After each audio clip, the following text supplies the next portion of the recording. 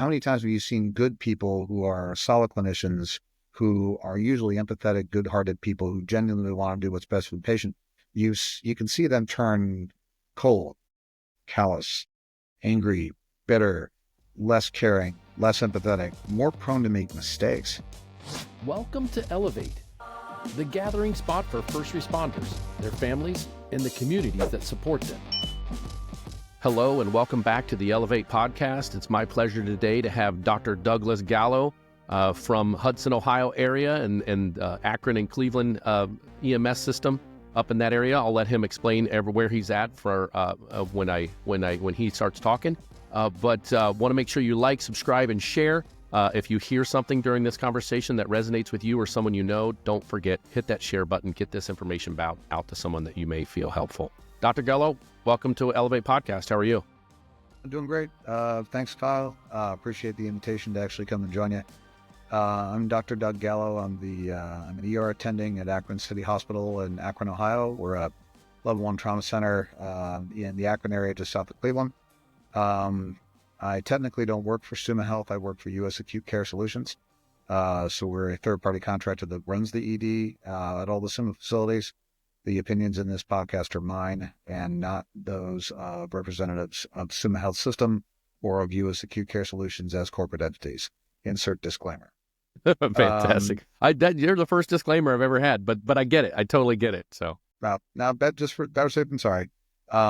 Professionally, I'm an ER attending at Akron City. I'm the medical director of the EMS system for Summa Health. I've been an ER doc for about 15 years. And I've been a medical director in Ohio for about 7. Okay, great. So I appreciate the opportunity to come and chat because provider mental health is an underappreciated topic. And we're going to be doing if any of the guys in my neck of the woods are watching this in, say, March 2025, we're going to be doing a training session for our medics on the healthcare of the provider. And the single biggest thing that they need is resources for where do I go, who do I talk to, who do I turn to? That's the biggest unmet need that we're going to look to address. So the more you could help point us in the right direction, the better. Fantastic. Yeah. And I met Dr. Gallo at the Ohio Medical Directors Convention a few weeks ago. And we were both there, and one of the reasons why I went in that because I'm not a medical director, but I'm part of my education system where I work.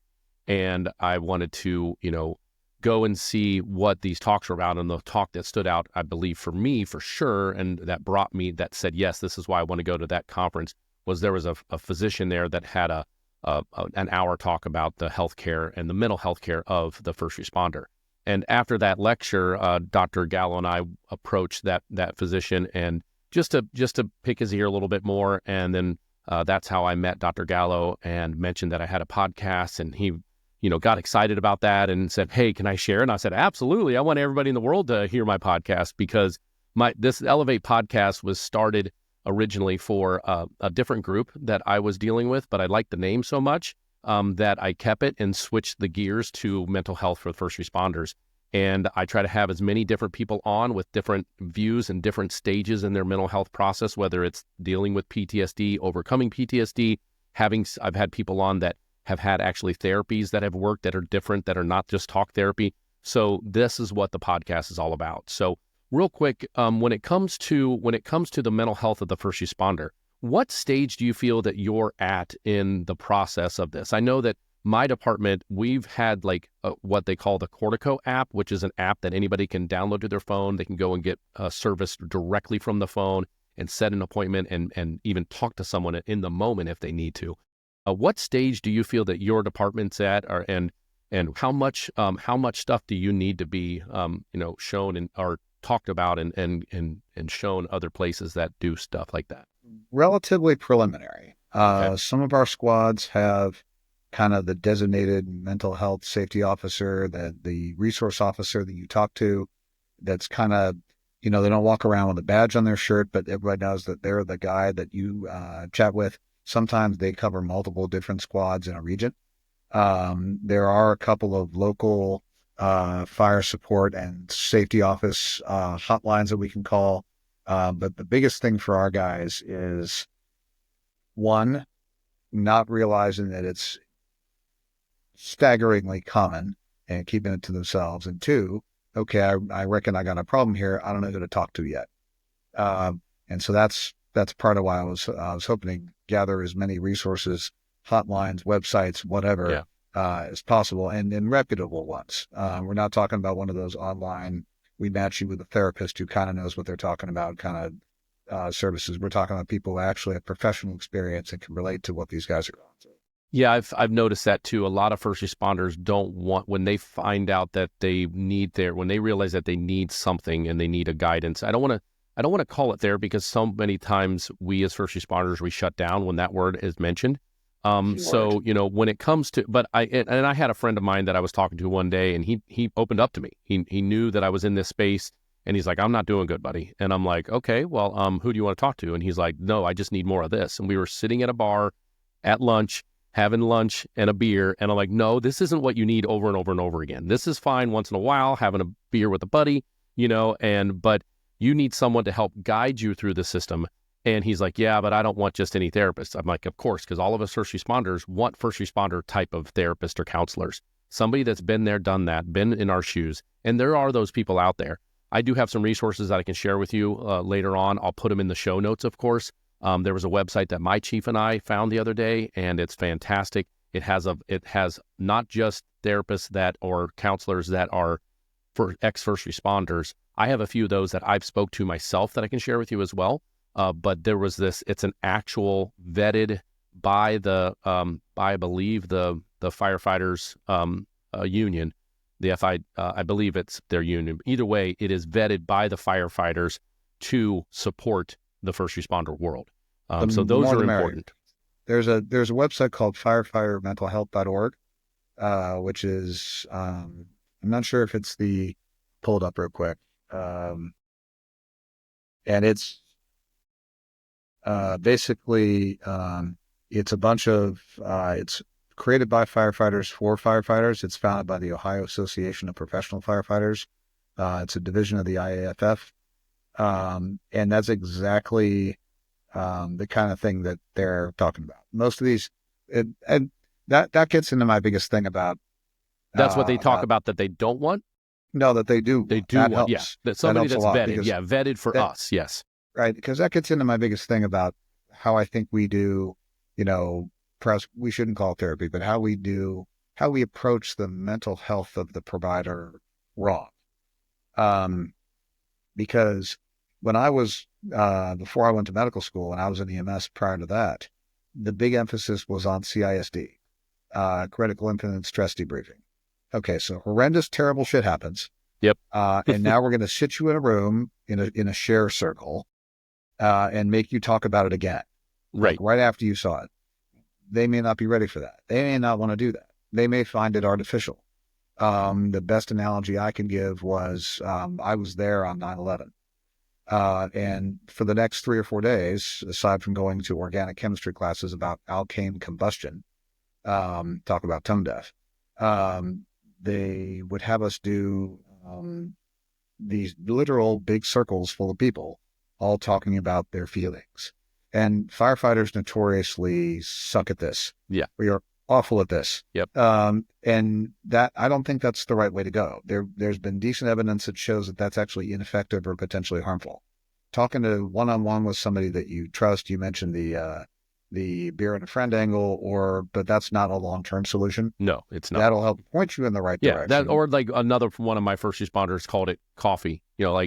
Just call me up and say, "Hey, can we go get a cup of coffee?" That was code word for I need help.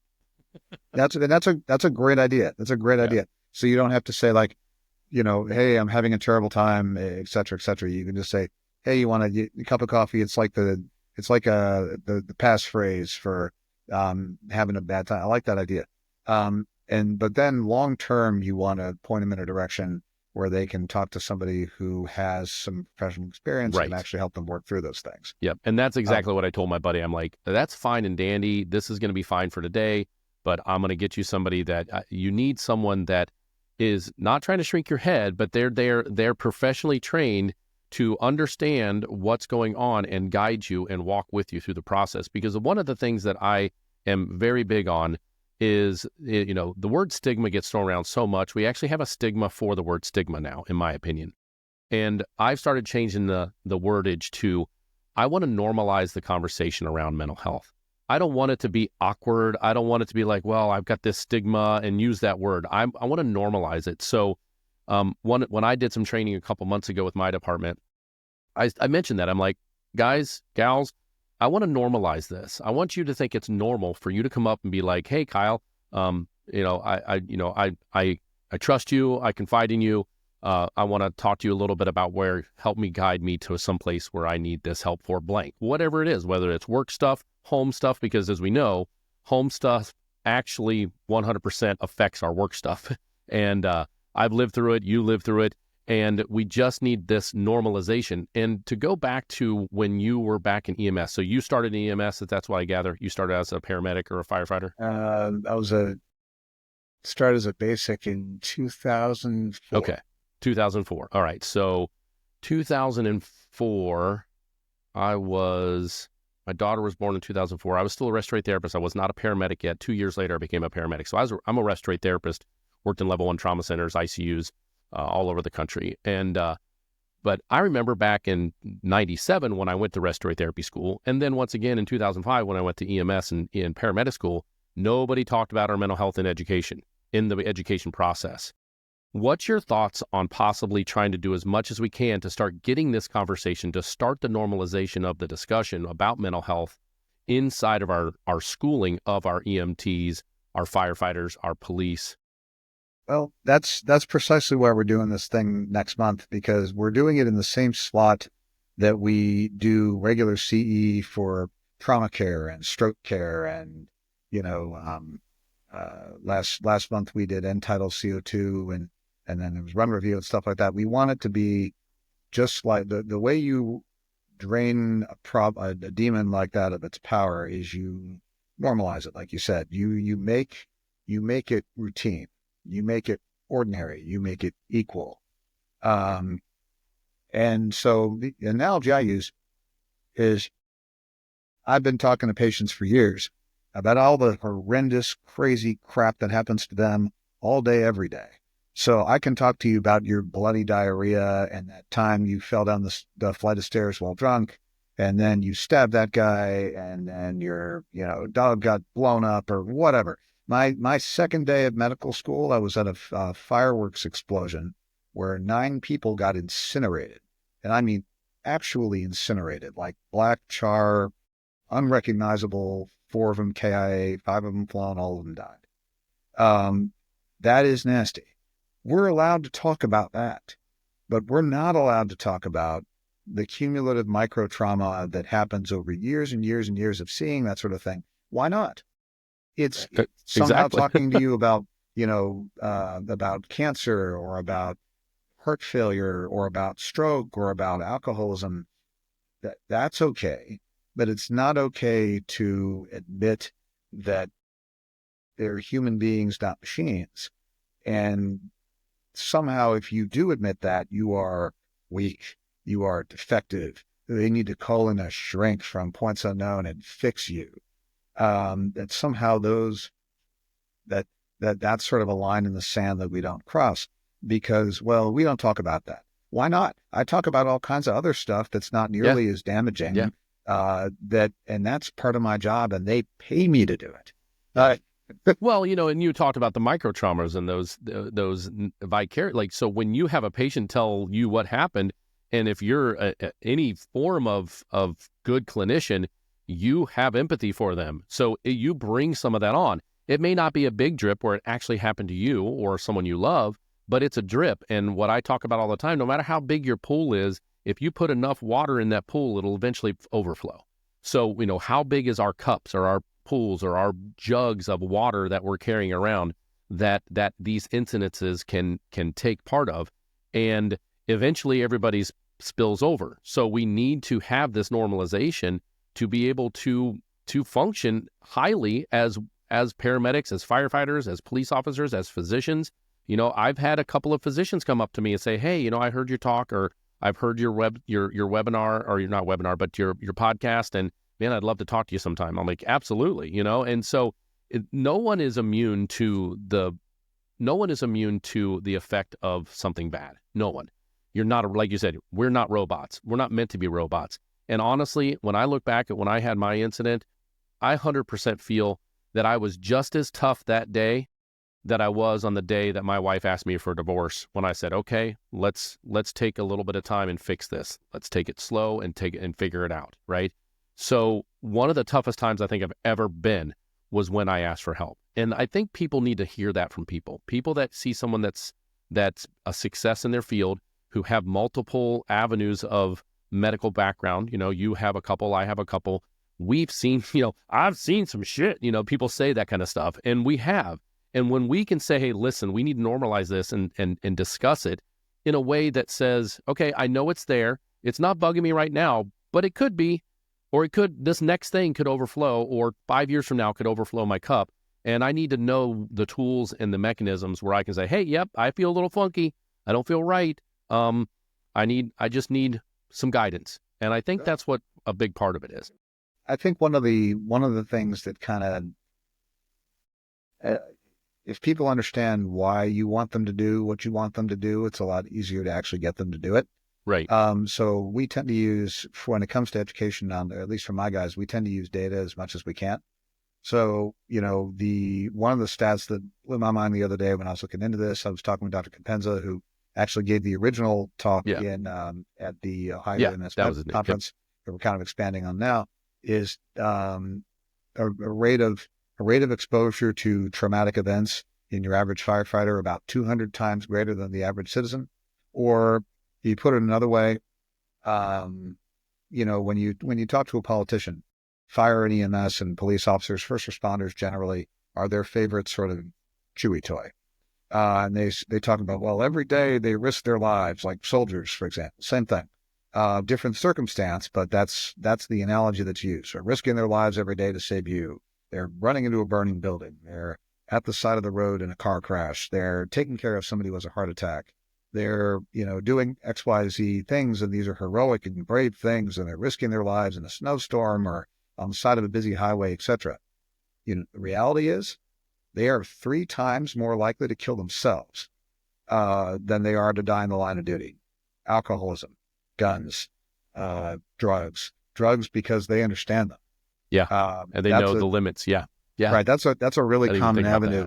Yeah. We see that, and this isn't telling tales out of school at all, but we see that in the medical professional side as well. Sure. Anesthesiologists, 100%. ER doctors, surgeons.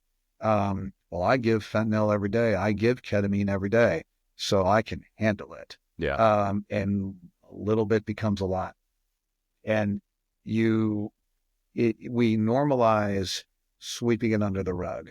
We it's the wrong normalization. I want to normalize. Right, exactly the opposite. Yeah. Right. There's all kinds of nasty stuff under that rug. You should really get rid of that rug. We make it okay to not talk about it. We lie and pretend that the thing that, almost drove us to tears isn't there, but it is still there, and it festers for years. And I've seen good people turn bitter, angry, callous.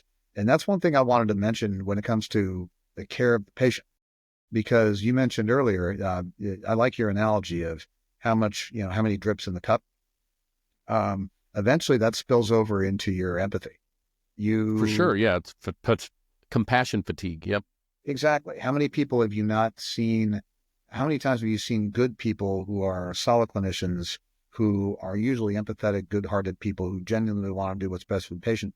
You can see them turn cold, callous, angry, bitter, less caring, less empathetic, more prone to make mistakes.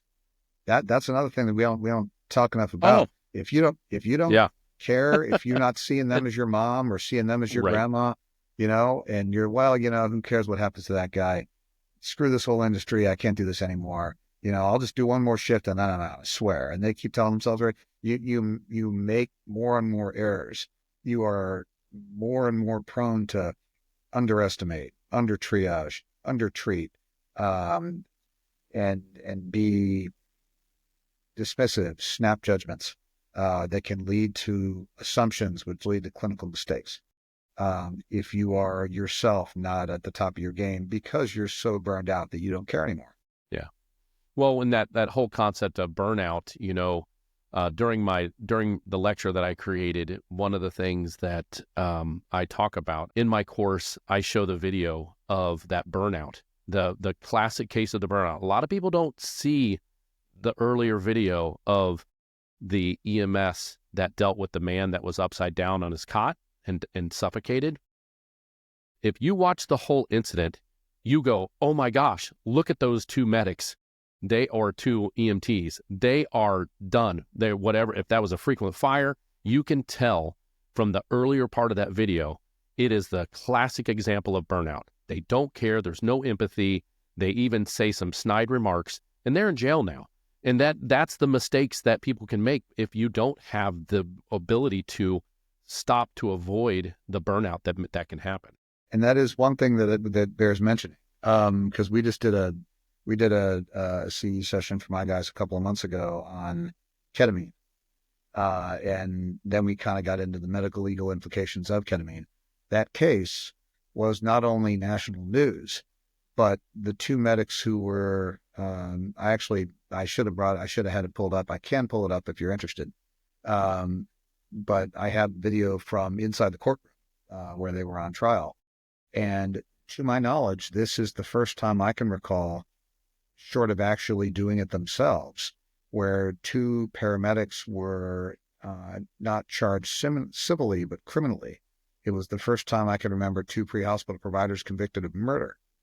And that is a sea change in how we view risk mitigation for paramedics, because those are way different charges with a different standard of evidence with much more severe penalties. Absolutely. You're not just talking about, not that it's ever simple, not that it isn't stressful, malpractice or negligence, or the lawyer shotgunned all 25 people who touched the patient that day. You're talking about they're coming after you personally for first-degree homicide. And if you gotta arrest this lack of empathy, lack of care, lack of seeing them as a person. Because if you dehumanize them, then you can do anything. Yeah, and that's the thing. I mean, way before it happens. Right. Dehumanizing people is not what we signed up for, period. We took an oath. We got into this industry to not be someone who dehumanizes people. We need to know that caring for another human being is at our forefront. We have to deal with the perpetrator or the person who shot the police officer or shot someone else. We have to deal with them in the same manner that we deal with the victim. And that's that's a whole different story when it comes to how do you do this? How do you wake up every day and do this? Well, I took a different oath, and we have to remind ourselves of that every single shift, in my opinion. We have to know why we're here, why we're doing it. That leads me to a question real quick when it comes to what you're seeing in your area about, and this is kind of changing gears a little bit, about retention. People that, burnout can lead to exiting the career, finding something new, maybe going to a new department or trying something new. So talk a little bit about what you've seen in your area about retention. Is it a problem right now, or is it starting to be a problem? I sit on an EMS committee that's national. It's called it's the EMS subcommittee for my company, US Acute Care Solutions.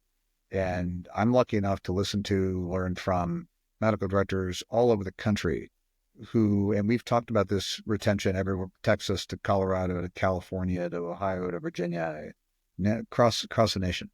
And retention in EMS is even more of a problem, I would argue, than nursing retention in real healthcare, which is total bollocks.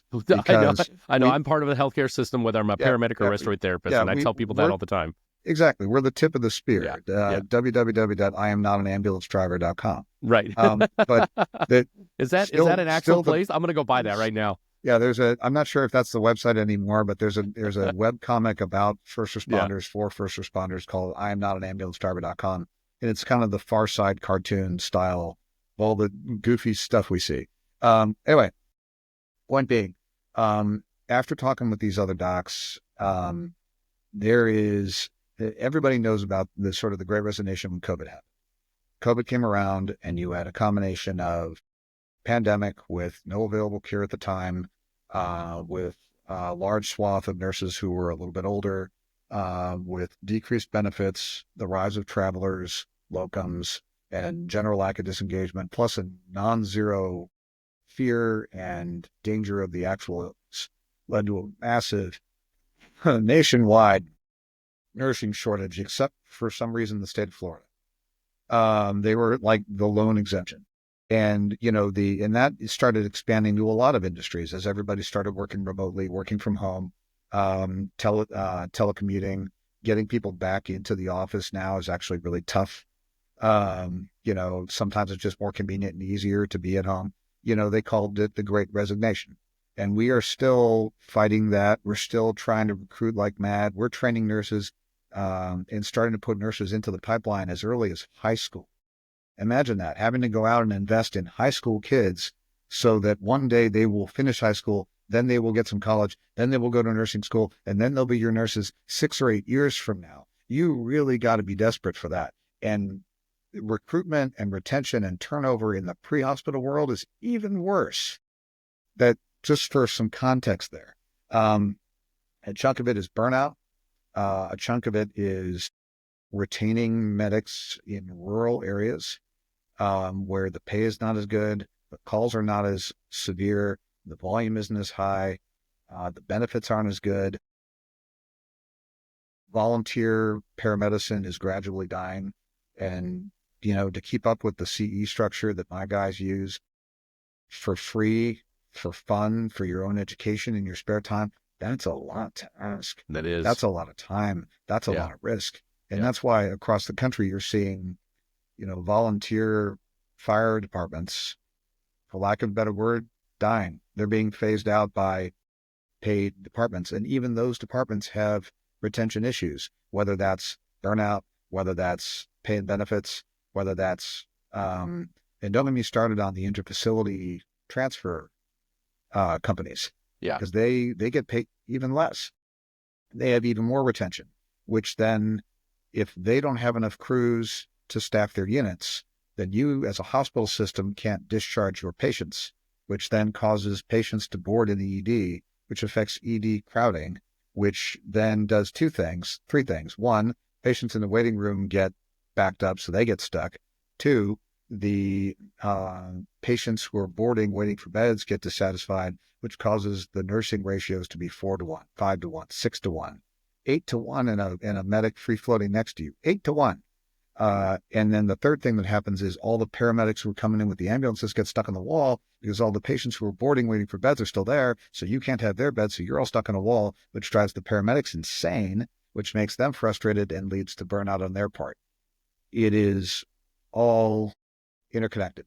It is. It absolutely is. And I tell that almost every, being a respiratory therapist and seeing both sides, I've worked in the hospital setting in the ER, level 1 traumas and ICUs. I've seen the nasal intubations turn into, major pneumonia and ARDS, so when we took nasal intubations, except for very, very rare times out, from, a specific type of, airway care that you would need to do to establish an airway. When we took nasal intubations out and CPAP got implemented, that was one of the happiest days of my life, because as a respiratory therapist, I've seen what happens in the field carry over to me 3 weeks, 4 weeks, 2 months later in the ICU.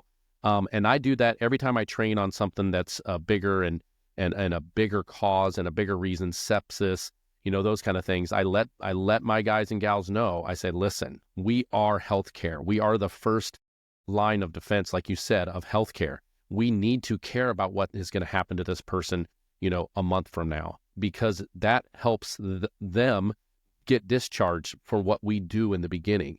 And we, like I said, we don't do much nasal intubation. I can't remember the last time anybody even thought about nasal intubation, but it's one of those discussions. I bring up that concept where, yes, we need to care what we're doing, and that involves mental health as well. And the whole word mental health, the word health is in it. We're doing all this other stuff for health. mental health, I mean, it makes sense for us just to normalize it and just make it part of our discussion, right? So real quick, I want to get to my sponsor. I'm going to come back, ask you one more question, then we'll head out. So let me get to my sponsor and we'll come right back. Let me ask you a question. Would your life be better if whatever you're struggling with, you could finally break free of? So what am I talking about? The Funky Five. What's the Funky Five, you ask? It's those oh-so-familiar struggles: procrastination, people-pleasing, perfectionism, low self-confidence, and the one I call the big A, anxiety. For years, I struggled to manage my own version. I call them my Funky Three. I had 3 of these Funky Five weighing me down. I've tried just about everything to deal with them. Then a guest on my podcast, Daniel Packard, shared with me a profound thought that I had never thought of. So Daniel, a UC Berkeley engineer, spent 8 years working with this team and over 3,000 people to create an approach that doesn't just help you manage these issues, it actually frees you from them by getting right to the root of what's holding you back. So after meeting with Daniel, I decided to give it a shot, and within 6 short weeks, gone. Truly gone. I was so amazed. The number one thing I was dealing with was procrastination. But miraculously, a deeper-rooted struggle with people-pleasing, something I'd been unknowingly battling for a lifetime, lifted entirely. And the anxiety that came with them both, gone as well. Are you tired of battling any of your Funky Fives? People-pleasing, procrastination, perfectionism, low self-confidence, and the biggest happy killer of them all, the A word, anxiety. Imagine how much better life would be if you weren't just managing these things, but free of them, quickly, and yes, permanently. If you're ready for a real solution, head to danielpackard.com and get his free 90-minute training. Daniel himself will walk you through what makes his approach so different and teach you a technique you can use immediately to start feeling the difference.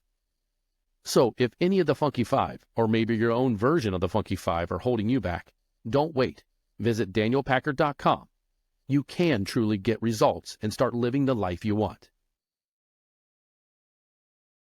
All right, thank you so much. And now we're back with Dr. Doug Gallo here when talking about the mental health system and the mental health that he's trying to, he mentioned earlier that he's at the beginning stages of implementing more of a robust mental health for his area.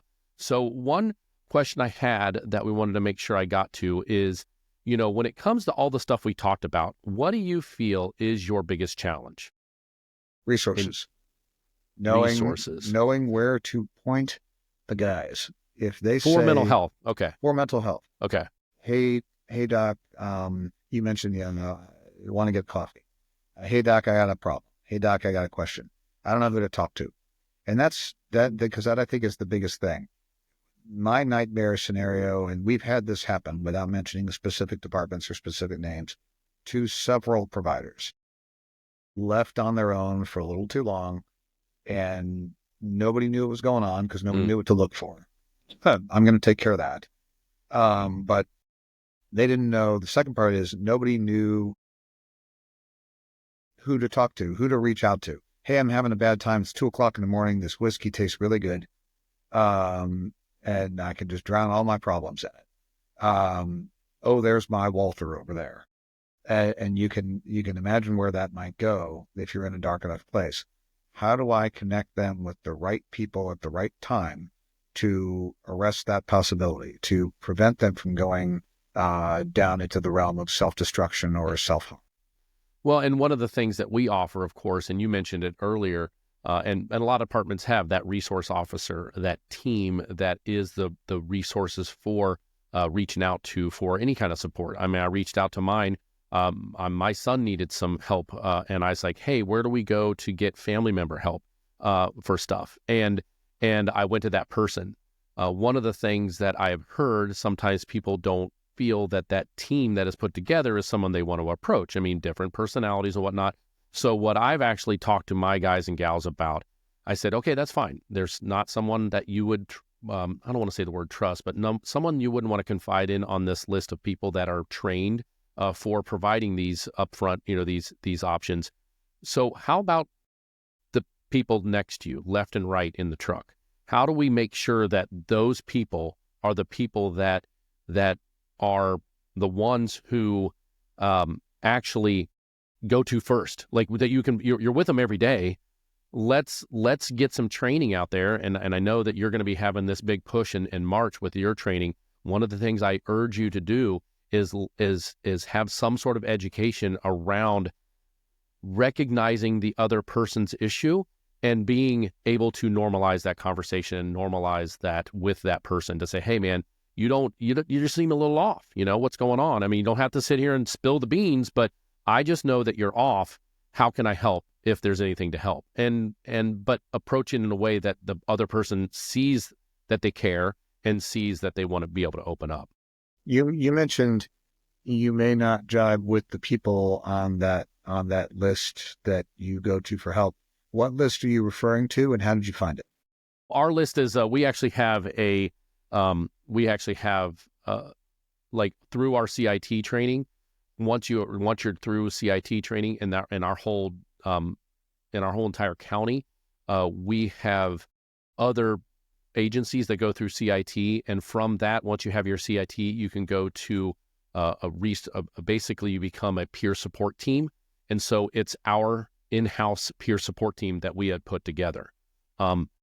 We can go outside of our department and reach out to through that same system. We can call someone and say, hey, I don't really want to go through someone that's in my department, but I want another peer support person that's a first responder, and they have those avenues. And for people who might be listening, can you explain what CIT is? A critical incident training.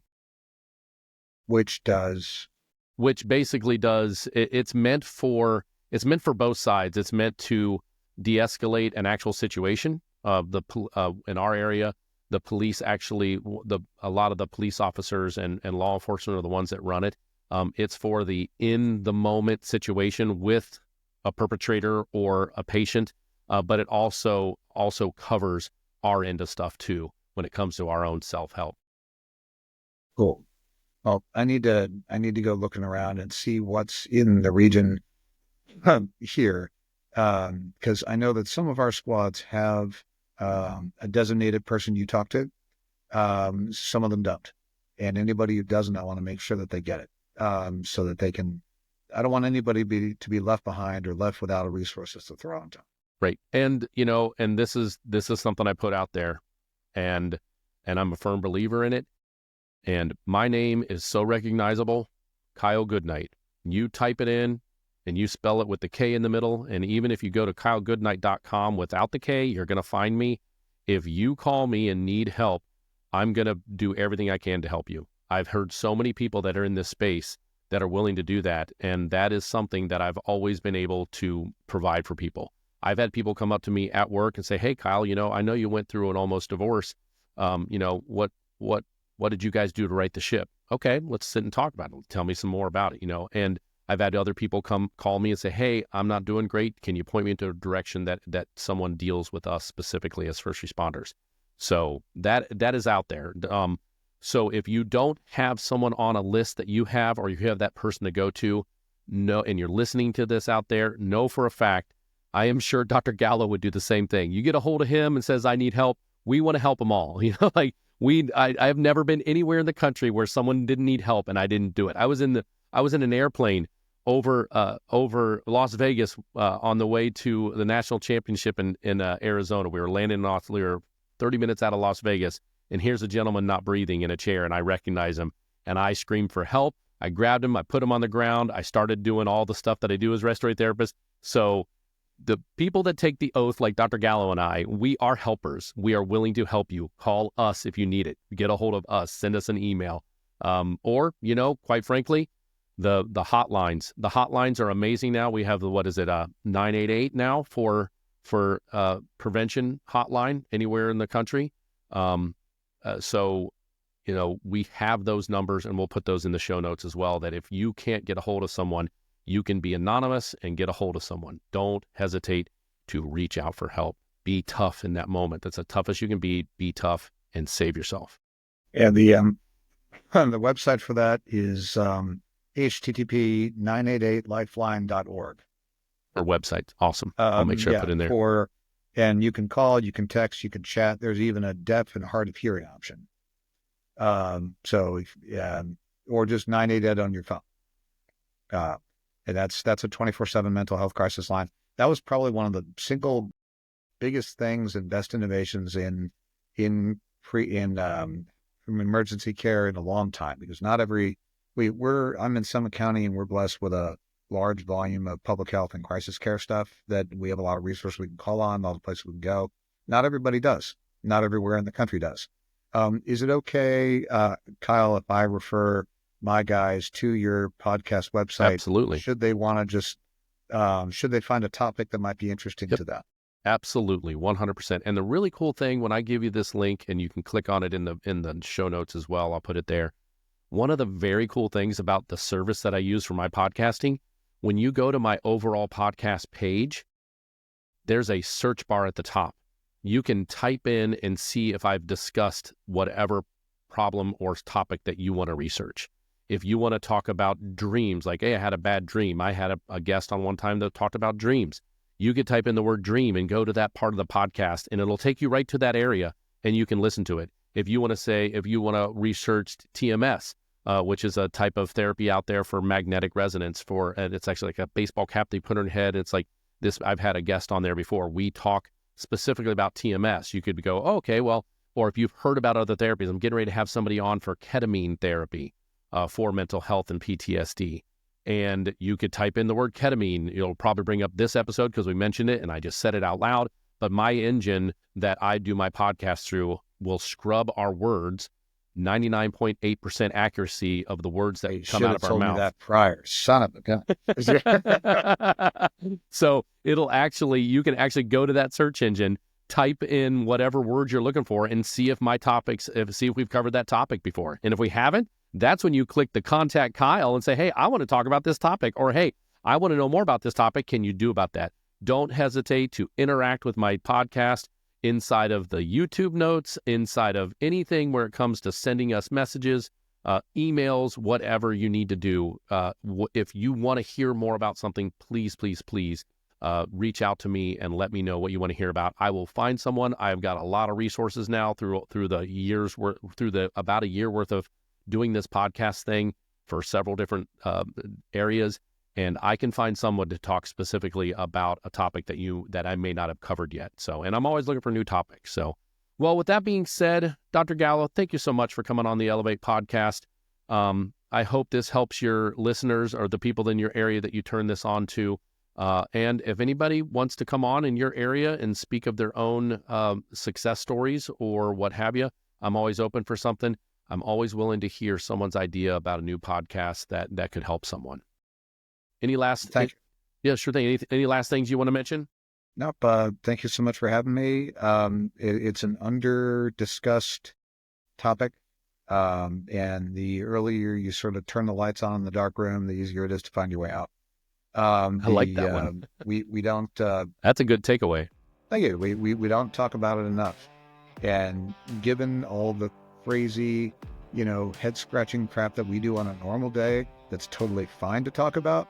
The idea of not discussing something that's so common, so dangerous, and so fixable if you start early. It's easier to put out a small fire than a large one. The idea that the idea that somehow this is the one realm of our experience that isn't okay, right? That's bollocks. And so we need to get rid of that misconception. Yes, sir. All right. Thank you so much. And once again, thanks for coming on the Elevate podcast. We'll talk to you later. That's a wrap for this episode of Elevate, brought to you by Frontline Empowerment Solutions, your partner in building resilience and fostering continued growth. If you found something valuable today, don't keep it to yourself. Share it with someone who could use it. Don't forget to like, subscribe, and hit the notification bell so you never miss out on our next conversation. We're here to bring you more stories and insights, all aimed at strengthening the first responder community. Together, let's keep elevating each other, one episode at a time.